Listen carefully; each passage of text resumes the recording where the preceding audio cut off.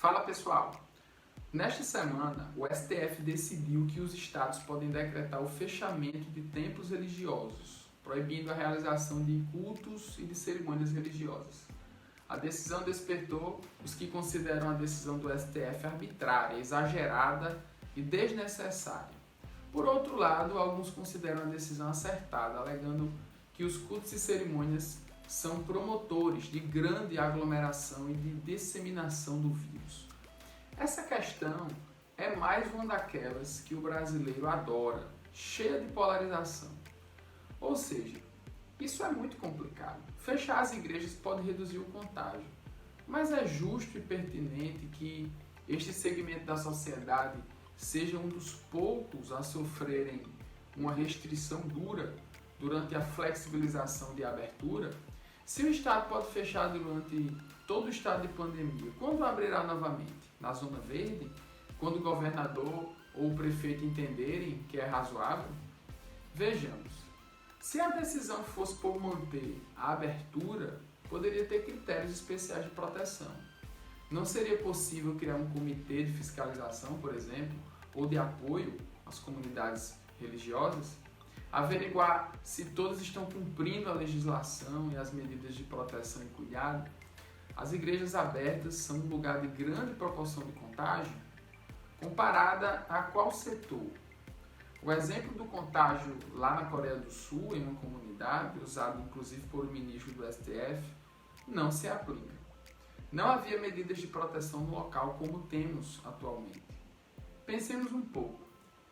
Se um estado decide flexibilizar um setor como lanchonetes, por exemplo, é porque o nível de contágio baixou e aquilo não oferece mais grande risco, correto? Então, por que as igrejas oferecem risco na mesma bandeira que a lanchonete está, sendo a igreja um local com maior possibilidade de controle do que uma lanchonete? Por que deveria se manter fechado? Por outro lado, parece evidente que devemos promover o distanciamento social neste momento. Os líderes religiosos eles deveriam ir com menos sede ao pote, uma vez que deveriam dar o exemplo aos seus fiéis. Exemplo de respeito à vida, exemplo de respeito à ciência, exemplo de respeito ao próximo, ter critérios em uma abertura responsável e se esforçar ao máximo para manter a proteção e criar estratégias de apoio aos necessitados. A igreja não é o templo, é verdade. Fechar as portas não significa impedir a prática da fé. Mas talvez o maior receio de muitos líderes seja a abertura que esse fechamento e esse decreto, esse poder dado ao governo, possa ser usado de má fé e isso possa ocorrer em outros momentos, e de forma mais rotineira e radical, o que seria problemático, porque cabe ao religioso a obediência ao Estado laico, mas o Estado ele não pode ser laicista. É uma relação de equilíbrio.